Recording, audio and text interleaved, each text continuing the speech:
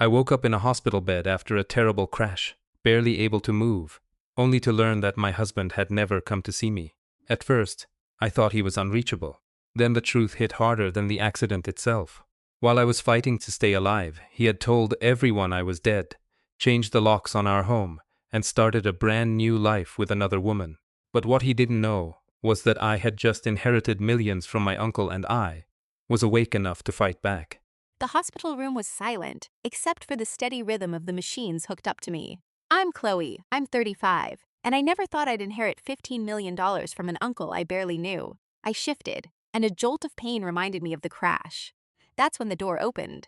It was Leo, my husband, but he wasn't by himself. Next to him stood a woman he introduced as his new wife. I braced for their cruelty, but I wasn't prepared for the cold look she gave me before she let out a shriek. It's amazing how fast your world can fall apart. Days earlier, I was driving home, thrilled to tell Leo my estranged uncle had left me $15 million, a penthouse, and a future I could have only dreamed of. But instead of joy, I found betrayal and a heartbreak that hurt far more than my broken bones. My name is Chloe, and I never expected a $15 million inheritance from my Uncle Arthur. Our relationship was complicated. He was my mother's older brother, but a bitter feud over a business venture tore them apart years ago. The split was so bad, our families barely spoke at the rare holiday dinner. Still, I treasured the childhood memories of visiting his incredible estate. Those visits were magical. Uncle Arthur would show off his collection of antique maps and tell stories of his travels around the world. Uncle Arthur was a self-made tech millionaire who built an empire during the dot-com boom. He was a legend in the business world, but his personal life was empty. He never married or had kids, pouring everything he had into his work. What I didn't know was that he'd been quietly watching me all these years. "You have my fire," he told me once when I was about 12. "You're smart, stubborn, and you speak your mind." After I finished college, Uncle Arthur started sending me emails with birthday wishes or an occasional note. I always wrote back, but kept it short, never sure how to fix the family rift. His emails were simple updates about his life, thoughts on the market, and he'd sometimes ask about my career. I never saw that he was gently trying to build a connection with the niece he's barely knew. 6 months before my accident, Uncle Arthur was diagnosed with a terminal illness. When a cousin told me the news, I decided I had to go see him. I remember how frail he looked in that hospital bed, a shadow of the giant from my childhood. But his eyes lit up when he saw me. "Chloe," he whispered, his voice weak. "I always knew you would come back." That one visit turned into weekly chats. We talked about everything, trying to make up for all the lost years. He never once mentioned the fight with my mother, and I never asked. It was like we both agreed to a fresh start. "Life's too short for grudges," he said in one of our last conversations. A lesson I learned far too late. He passed away peacefully in his sleep 3 months later. I mourned him more than I ever would have expected. As for Leo, our love story started 8 years ago at a downtown art gallery. I was there covering the event for a local magazine I worked for. Leo was one of the featured sculptors, and his raw, abstract pieces were getting all the buzz. He had this incredible confidence and a fire in his eyes when he talked about his art. "Art is about seeing the truth in a world full of lies," he told me that night. We started dating soon after and married within a year in a simple courthouse ceremony. We couldn't afford a big wedding, but it was perfect for us. Leo was driven to make it as an artist, and I supported that dream completely. I found a more stable marketing job to keep us afloat while he pursued galleries and shows. For the first few years, things were amazing despite being broke. We had a tiny apartment, saving every penny while dreaming of a better future. Leo would sculpt late into the night while I wrote copy for marketing campaigns. We were true partners, both doing our part. But the last couple of years had been hard. Leo's art career stalled, and the endless rejections started to eat at him. He became withdrawn and moody, often vanishing for hours with no explanation. If I asked, he'd snap that he needed creative space or was networking. Our bank account was always empty as he spent money on expensive materials for projects that never went anywhere. "You just don't understand the artistic process," became his favorite excuse for everything. I was at my desk at work when I got the call from Marcus Thorne, Uncle Arthur's lawyer. "Chloe Vance? This is Marcus Thorne. I'm handling the estate of Arthur Vance. Can you come to my office this afternoon?" I agreed, assuming it was a small keepsake or a letter. When Marcus pushed the will across the table, my jaw nearly hit the floor. Uncle Arthur had left his entire estate to me. Everything. $15 million, plus the family penthouse. "He updated his will after you reconciled," Marcus said gently. He was so impressed with the life you'd built on your own. Tucked inside was a handwritten letter from my uncle. Dear Chloe, if you're reading this, I've checked out for good. I watched you from a distance and always admired your grit and your good heart. You have the spark I used to have, but with more wisdom. This money is a tool, not a cure-all. Use it well, be happy, and never forget that real wealth isn't about the money. With love, your Uncle Arthur. I signed the paperwork in a complete daze. $15 million. It was an impossible amount of money. I could pay off our debt. Leo could finally focus on his art without stress. We could buy a house, travel, finally start a family. The possibilities felt endless. On my way home, I stopped at a jeweler and bought a vintage watch for Leo, a symbol of our new chapter. I decided not to tell him on the phone. News like this needed a real celebration. But I did call him, just to say I was coming home early with amazing news. He sounded irritated. I'm sort of in the middle of something, Chloe. A new piece, very experimental. This is important. Leo, I'll be home in 30 minutes. Fine, just don't expect me to be thrilled. I'm in my creative zone. I hung up, my excitement dimming a little, but I was still buzzing. Once he heard the news, his mood would change. I had no idea that would be our last normal conversation. The rain started as I pulled onto the highway, a light drizzle that made the road slick. I remember I put on some upbeat music and started planning how I would tell Leo. Maybe I'd have him close his eyes, and I'd put the watch in his hand and then break the incredible news. I pictured his face, the stress from the last few years just melting away when he realized we were finally secure. I was so lost in that fantasy that I almost didn't see it happen. A semi-truck, a couple of lanes over, suddenly hydroplaned, its tires losing their grip on the wet pavement. Time slowed down as it jackknifed, the trailer swinging towards my car like a giant metal fist. I jerked the wheel as hard as I could, but it was useless. The sound of the crash was deafening. Metal screamed against metal as my car was thrown into a spin. The airbag hit my face with a brutal force. Through the chaos, I saw the watch box fly open, the expensive gift sliding across the dashboard in slow motion. My very last thought was about a billboard for some personal injury lawyer with the slogan, "Get what you deserve." Then, everything went dark. I woke up to the steady beep of a heart monitor and that clean, chemical smell that can only be a hospital. My whole body felt like it had been put through a meat grinder. Just breathing sent daggers of pain through my chest. I tried to move and regretted it immediately. "Easy now," a kind voice said. "You need to stay put." My eyes struggled to focus on the woman in blue scrubs standing by my bed. Her name tag said Sarah.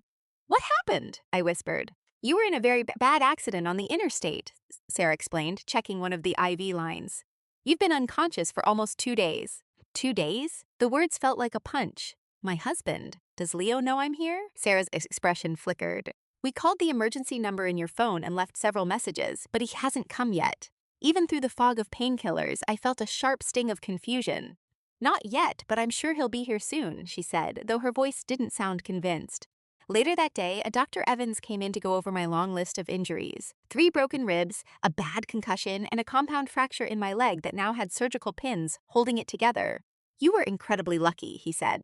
"The driver of the truck that hit you didn't survive." Lucky?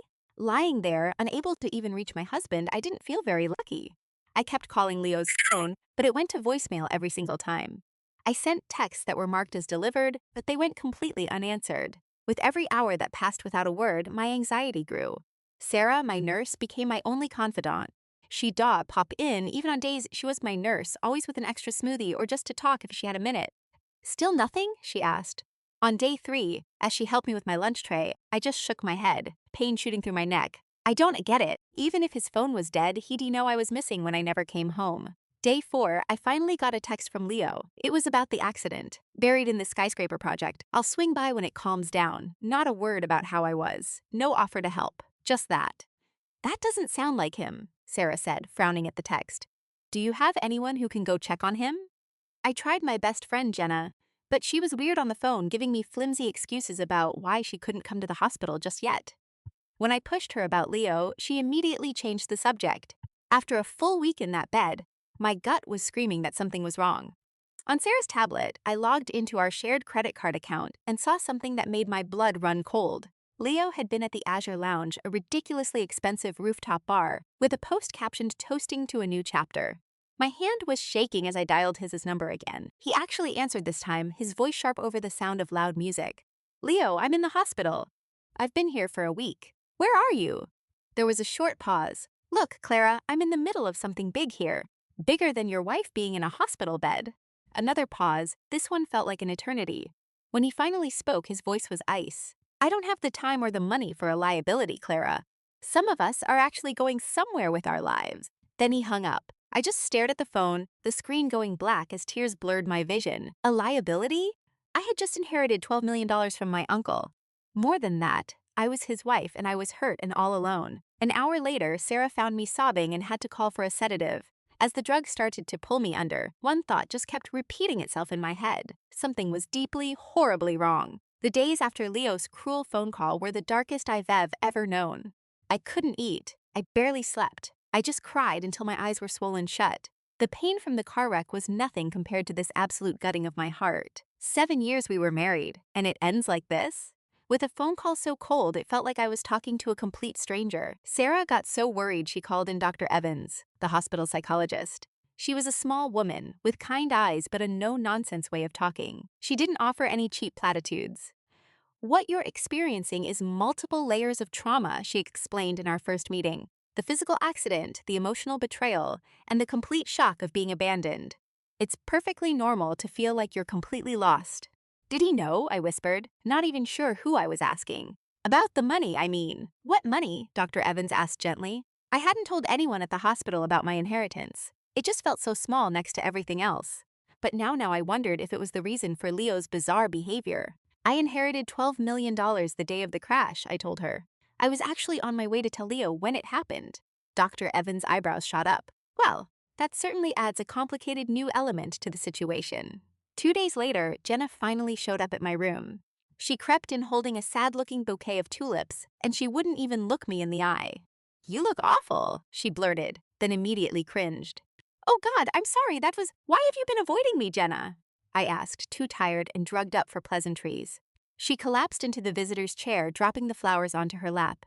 I didn't know what to say. Clara, it's all such a mess. Just tell me what's going on with Leo. She started twisting the ring on her finger, a nervous habit. He's with someone else, a woman named Chloe.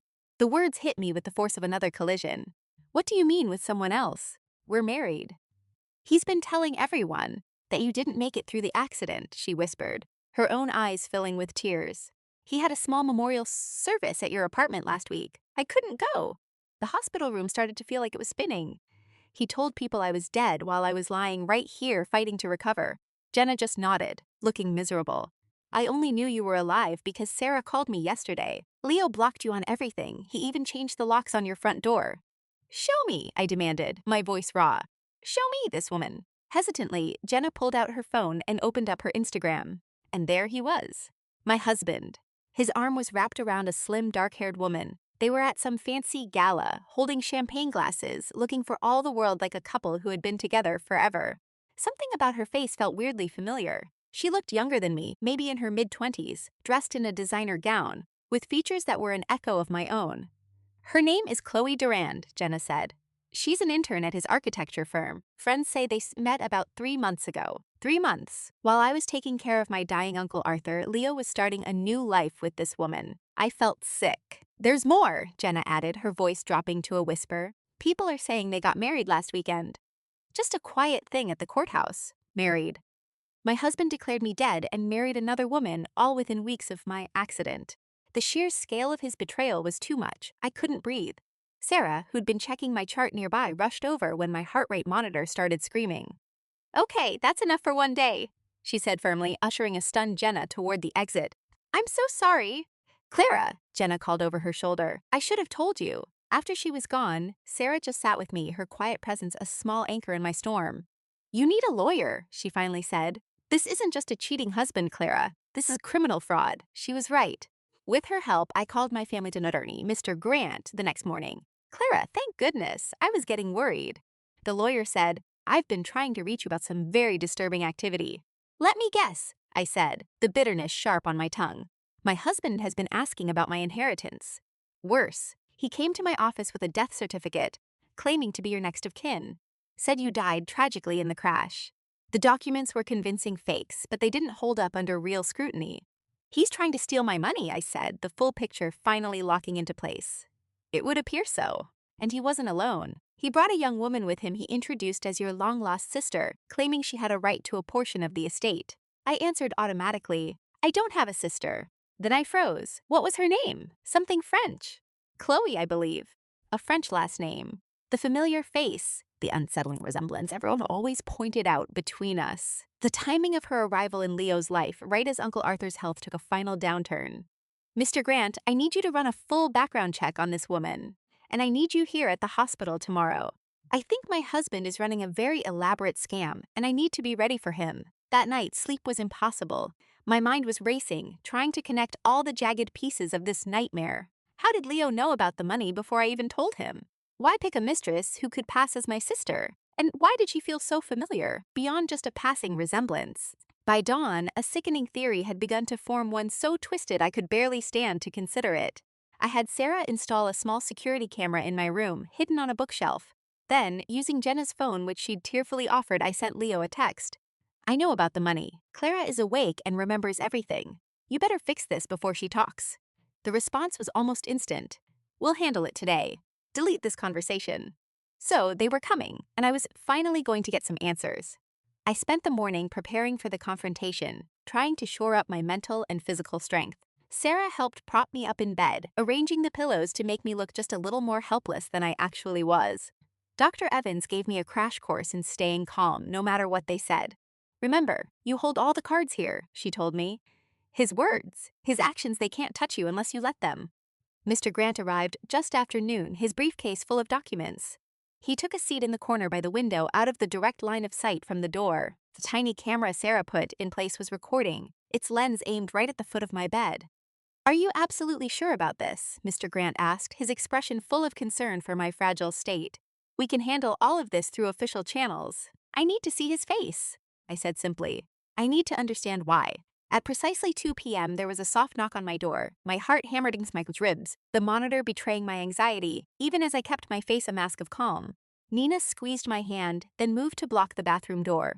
Julian was the first one in, wearing a designer blazer I'd never seen before. His hair was different, and a new watch on his wrist probably cost more than our first car. The jump from struggling musician to rich executive was jarring. When he saw me, his face wasn't relieved, it was annoyed, quickly hidden behind a mask of worry. Clara, he said, overacting. You're awake. We've been so worried. We? I asked, my voice surprisingly steady. He glanced back at the doorway, waving someone in impatiently. A young woman stepped into view, hiding a little behind his shoulder. All I could see was a flash of dark hair and an expensive dress. You remember Sophie, don't you? He asked smoothly. Your cousin's girl. I just stayed quiet, watching him stride into the room, growing more confident with every step. He was always a performer, good at any role he played. Today, his part was the loving husband. The doctors said the accident might affect your memory, he went on. A lot has happened while you were out. Like you telling everyone I was dead, I asked quietly. He faltered for just a second before recovering. Clara, a horrible misunderstanding. When you first got here, they said you wouldn't survive. I was devastated. Some people just misinterpreted my grief. Along with the new penthouse, the studio parties, and the marriage license? His eyes narrowed, calculating.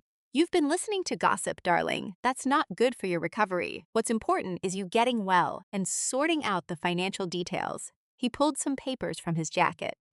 The doctor said you might not be able to manage your affairs. These are simple forms that let me handle things while you heal. I almost had to applaud the performance. If I'd been groggy or confused, I might have bought his concerned act, but I saw the coldness in his eyes, the impatient way he held out the papers. You mean the $10 million I inherited?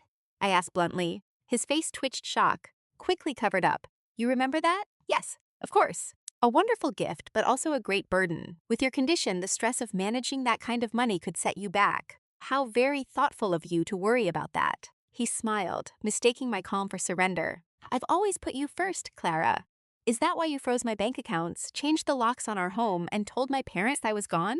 Julian M.'s mask started to crack. You're confused. It's the drugs. Show her the recording, Mr. Davies said suddenly, getting up from his chair. Julian whipped around, genuinely surprised. Who the hell are you? Benjamin Davies, Mrs. Beaumont's attorney, and you must be the husband trying to defraud his injured wife. Mr. Davies put his tablet on my bed tray, playing security footage from his office of Julian and a young woman with forged death certificates, claiming my inheritance. That's enough, Julian snapped, grabbing for the tablet. Don't you touch that, Nina warned, stepping between them. Hospital security is right outside. The woman who had been hiding by the door finally came forward, her curiosity winning out. As she got closer to the bed, I finally saw her face clearly. The resemblance up close was even more shocking. She had the exact same eyes, a similar nose. Even the way she stood reminded me of myself as a teenager. But there was something else, a deep, primal feeling of recognition. Sophie stared at me, her face shifting from nervous to confused to utterly stunned. The color drained from her face as our eyes met. "Oh my God," she whispered, her voice trembling. "You're my mother." The room fell completely silent. Julian lunged toward her, grabbing her arm. "Shut up," he hissed. "Stick to the plan." But Sophie was frozen, staring at me like she'd just seen a ghost. With shaking hands, she dug into her purse and pulled out a creased old photograph. "I have searched for you my whole life," she choked out, holding the picture out for me to see. It showed a teenage girl holding a tiny newborn. Her face was partly obscured, but it was me. A picture I hadn't seen in 18 years. One I thought was lost for good. As I stared at the proof of my deepest secret, the room started to spin. The heart monitor beeped faster as pieces of a puzzle I never knew existed slammed into place. My hands shook as I took the photograph from Sophie. The girl in the pictures looked so young and scared, her eyes puffy from crying as she held the little baby for what she knew would be the only time. "Where did you get this?" I whispered. "It was with me when I was adopted," Sophie answered softly. The only link I had to my birth mother. "I've carried it with me every single day." Julian tried to jump in again. "This is ridiculous. She's clearly unstable and trying to manipulate you." "Be quiet, Julian," I said, with a new strength that startled everyone, including me. "For once in your life, just stop talking." I turned back to Sophie, truly studying her features. She had my father's chin in my eyes. How could I have missed it? Probably because I had spent 18 years trying to bury the memory of the baby I held only once. I was 17, I started, my voice quiet as I spoke. A senior in high school with scholarships for college. My boyfriend then wanted nothing to do with a baby, and my parents were terrified of the scandal in our town. Sophie sat on the edge of the bed, completely absorbed. "They sent me to stay with an aunt during the pregnancy. After you were born, they set up a closed adoption. I was allowed to hold you one time, and someone took this picture.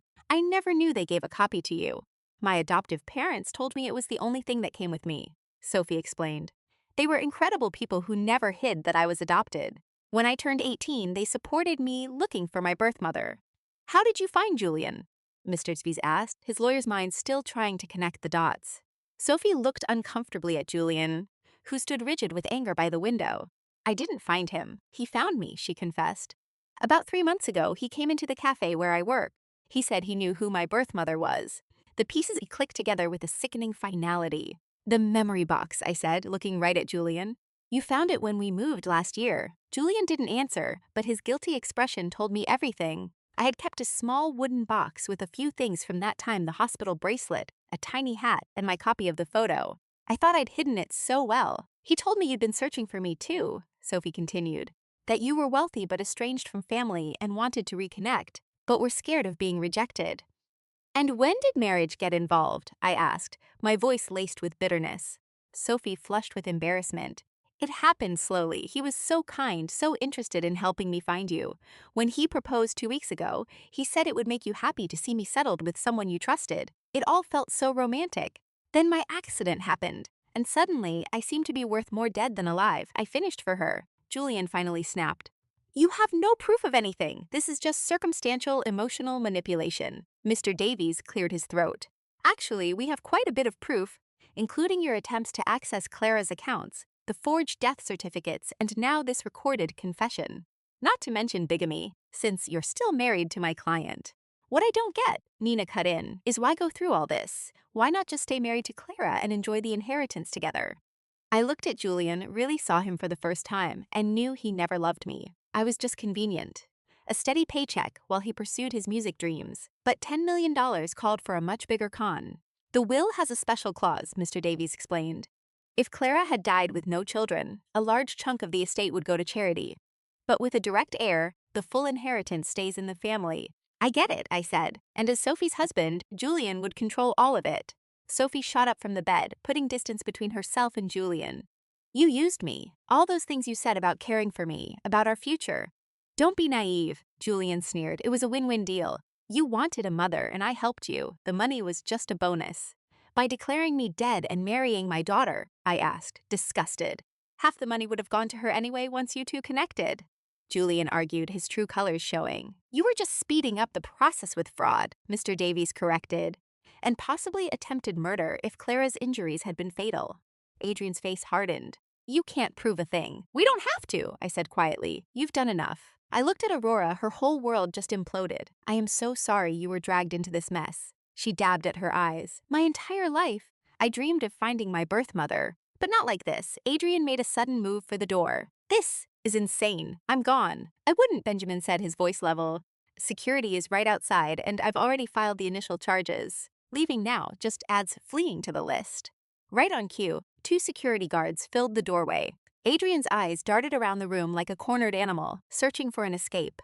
Dylan, he tried one last time, using that gentle voice I used to love. We can fix this. Think about our history. Oh, that's exactly what I'm thinking about, I replied. Officers, he's the one. As they escorted Adrian from the room, Aurora and I stood in a strange, heavy silence. 17 years of not knowing stood between us like a glass wall. I never stopped thinking about you, I finally whispered. Not for a single day. The days after Adrian's arrest were just a fog of legal meetings, police statements, and heavy conversations. Benjamin worked tirelessly, untangling the web of lies Adrian had woven, and discovered he'd tried to drain my bank accounts multiple times with forged signatures. He was disturbingly thorough, Benjamin told me during a meeting in my hospital room. He built a false paper trail to show you'd discussed the inheritance with him, and even forged entire email chains between you two. How much trouble is he really in? I asked. It wasn't about concern for him, but about understanding the damage. He's facing fraud, forgery, attempted grand theft, and bigamy, possibly conspiracy if we can prove he intentionally denied you medical help after the crash. He's looking at a very long prison sentence. The betrayal still doesn't feel real. It's like I'm watching this happen to someone else. After 7 years of marriage, I see I never knew the man sleeping next to me. What happens to his marriage with Aurora? I asked. It's already being annulled. Since your marriage to Adrian was never legally dissolved, his union with Aurora isn't valid. Besides, with all the proof of manipulation and fraud, it's a very clear-cut case. Aurora started visiting me every day after that first confrontation. Those initial talks were awkward, full of long silences and careful questions. How do you even start to build a relationship with a daughter you gave up 17 years ago under these bizarre circumstances? Tell me about your parents, I asked her one day. Your adoptive parents, I mean. Aurora's entire face softened. They're wonderful. My dad's a high school science teacher, and my mom's a librarian. They always made sure I knew I was loved and wanted. I'm so happy to hear that. It's all I ever wanted for you. They want to meet you when you feel up to it, she added, a little hesitant. They never said a bad word about you. They just said you were young and wanted me to have a life you couldn't give me. Tears welled in my eyes. They sound like incredible people. Why didn't you ever try to find me? The question she'd obviously been holding back finally came out. I took a deep breath. Partly shame. Partly because I thought a clean break was best for you. And partly, I was scared. Scared of what? That you'd hate me. That you'd have questions I couldn't answer. That seeing you happy with another family would just break my heart all over again. Aurora slowly reached out and took my hand.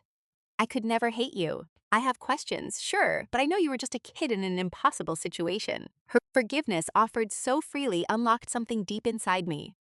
For the first time since the accident, I just cried, letting out 17 years of guilt and what-ifs. Rachel, the nurse checking my vitals, quietly slipped out to give us a moment. As my heart started to mend, the long road of physical recovery continued. The surgeons did an amazing job on my leg, but I knew getting back on my feet would be a battle. Physical therapy sessions were brutal, leaving me exhausted and frustrated. You're making incredible progress, Dr. Foster told me during a checkup. A lot of patients with these injuries would still be stuck in bed. I have a pretty good reason to get better, I said, glancing over at Aurora, who had started coming to my therapy sessions for moral support. Benjamin stopped by with more updates on the inheritance. Given everything, he said, I think we need to discuss how you want to manage the estate, especially now, knowing about Aurora. I'd been thinking about it constantly. Uncle Samuel left me everything because he never knew Aurora existed. If he'd known he had a great niece, he would have wanted her to be in his will. So, you want to split the inheritance? Benjamin clarified. Yes, 50-50. Aurora immediately shook her head. Dylan, no, that is your money. I never came looking for you because of that. I know you didn't, I told her, but you're my family, and I have 17 years of birthdays and holidays to make up for. 2 weeks after Adrian's arrest, I got a visit from Detective Laura Jennings, the lead officer on the case. We found something disturbing when we searched your apartment, she began, setting a sealed evidence bag on my tray. Inside was a bottle of pills. The pharmacy label had my name, but it was for a drug I'd never even heard of. These are powerful sedatives, usually prescribed for extreme insomnia, Detective Jennings explained. According to the fill date, this prescription was picked up 3 days before your accident. I was completely baffled. I'd never had trouble sleeping in my life. I'd never seen those pills before. We're investigating the possibility your husband was giving them to you without your knowledge. A few neighbors mentioned hearing arguments in the weeks before the crash. One said you seemed really tired and out of it the last time she saw you. The implication hit me like a ton of bricks. It was chilling. Was Adrian planning to get rid of me even before he found out about the inheritance? Did the accident just give him a convenient opportunity to finish the job? We might never know exactly what he was thinking, Detective Jennings admitted. But I can promise you, we are building the strongest possible case. As my release date got closer, the practical problems started piling up. I couldn't go back to the apartment I shared with Adrian for legal and emotional reasons, and a hotel wasn't right for someone still needing constant care. You could stay with me, Aurora offered. My apartment's tiny, but it's in an elevator building. I hesitated, not wanting to be a burden. It's not a burden, I want to, she insisted, giving me a small smile. Besides, we have a lot of time to make up for. Rachel, who'd become a good friend during my stay, had another thought. What about your uncle's estate? Benjamin had mentioned it was sitting empty. The idea started to grow. The country house where I'd spent a few magical days as a child was now mine. It would need work to accommodate my recovery, but it was a fresh start, far away from all the painful memories of my life with Adrian. But it's over an hour from the city, I thought aloud. Aurora, that's a crazy commute for you to the gallery. She looked down, playing with the strap on her bag. Actually, I quit my job at the gallery last week.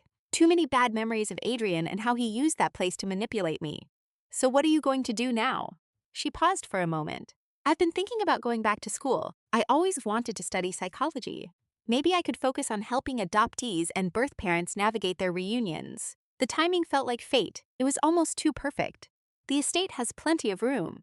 You could stay there while you figure things out. Absolutely. The look of hope that spread across her face was all the answer I needed. Out of the rubble of all that betrayal and pain, a new kind of family was starting to grow, one built on truth, not lies. 6 weeks after the crash that changed my entire world, I was finally discharged from the hospital. Leaving the place that had become my sanctuary felt surprisingly emotional. I gave Rachel a huge hug, promising to keep her updated on my recovery. You're one of the strongest people I've ever met, she told me. Don't forget that on the hard days. The drive to Uncle Samuel's estate, my estate was quiet. Aurora concentrated on the winding country roads as I watched the city skyline slowly melt away into green, rolling hills. A freak spring snow had fallen overnight, covering everything in a clean white blanket that felt like a fresh start. The house itself was even more stunning than in the photos, a sleek modern home with walls of glass overlooking the water.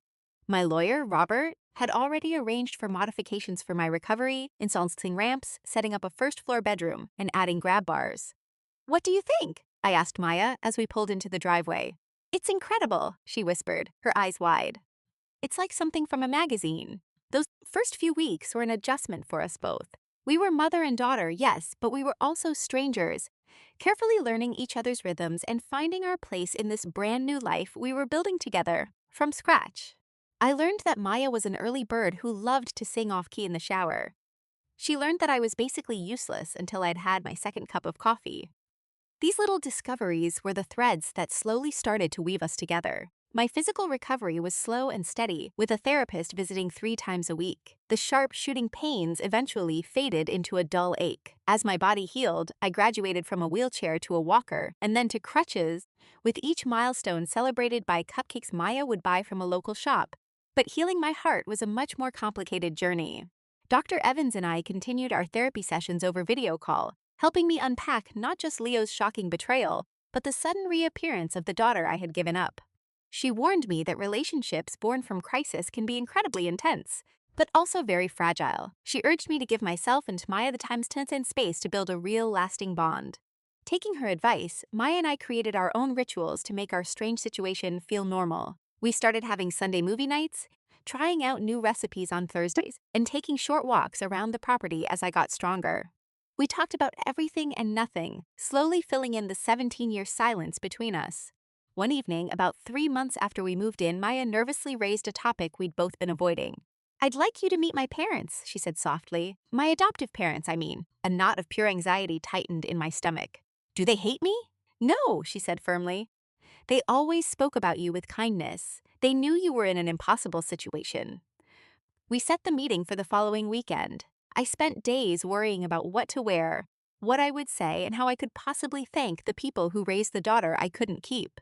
When the day arrived, I was a wreck, pacing the living room with my cane. David and Sarah Chen were exactly as Maya described them, kind, humble people who greeted me with warmth instead of judgment. "We always felt like we were just keeping her safe for you until you could be in her life again," Sarah told me over coffee.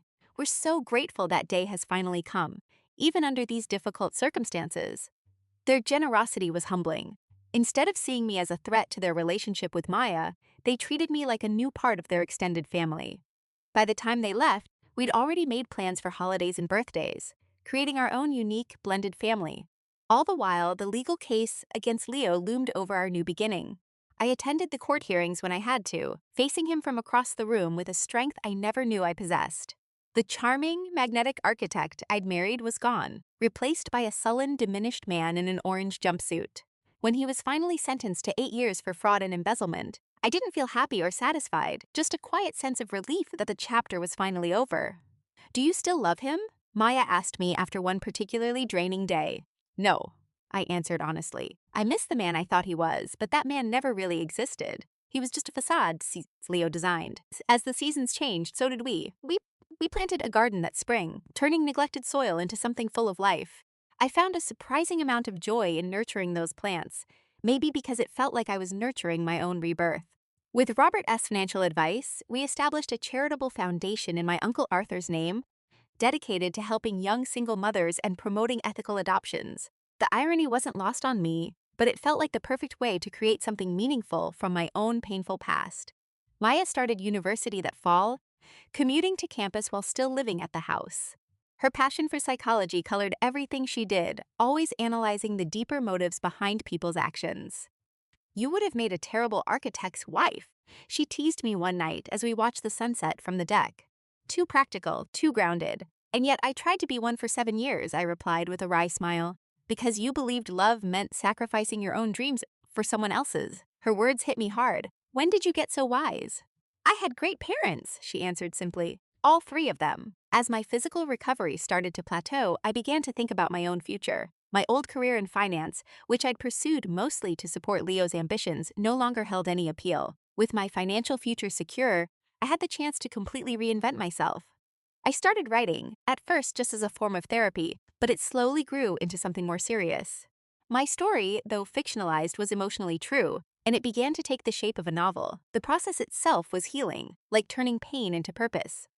1 year to the day after the crash, we held a small gathering at the house. My friend Chloe came, along with Robert, Detective Miller, Dr. Ramirez, and Maya's adoptive parents. These were the people who had stood by us in our darkest hour, and now they were here sharing the light. As I looked at the faces of this unlikely family forged from the ruins of betrayal, I was amazed by life's strange magic, its ability to turn tragedy into something beautiful. "I'd like to make a toast," I said, raising my glass, "to unexpected journeys and the people who guide us home." Later, after everyone had gone home, Maya and I sat on the deck steps alone, and she finally asked the question that hung in the air between us. "Do you ever regret it?" It wasn't the adoption she meant, but the accident, the discovery of Leo's betrayal, and all the pain that came with it. I thought for a long moment before I answered. "To regret it would mean choosing a different path if I could," I said. "And I wouldn't. Not if that path meant I wouldn't have found my way back to you." Money has a funny way of revealing who people really are, peeling back all the layers to show you the truth underneath. Leo's betrayal taught me that painful lesson, but it also led me back to you. My daughter gave me a second chance at a relationship I thought was lost forever. So often, the most difficult chapters of our lives create the opening for the very best ones. The accident that shattered my body is what ultimately healed my heart. The husband who deceived me is the one who inadvertently brought me back to the daughter I mourned for 17 years. The inheritance that made me a target also gave me the freedom to rebuild my life on my own terms. As the stars appeared overhead, I knew that real wealth had nothing to do with the millions in my bank account, but everything to do with the connections I'd forged in the fire. I lost a husband, but I gained a daughter. I lost my illusions, but I found clarity. I lost the life I thought I wanted, but I gained one that was 1,000 times more real and fulfilling. What are you thinking about? Maya asked, seeing my smile. I looked at her and said, sometimes you have to have a complete wreck to find your way back home.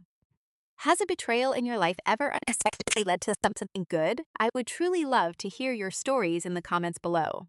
And if this journey resonated with you, please hit that like button and subscribe for more stories of resilience and surprising second chances. Share this with someone who might need a reminder that even the darkest moments can lead to a beautiful new dawn. Thank you so much for listening. And remember, sometimes our greatest strength is born from our most broken places.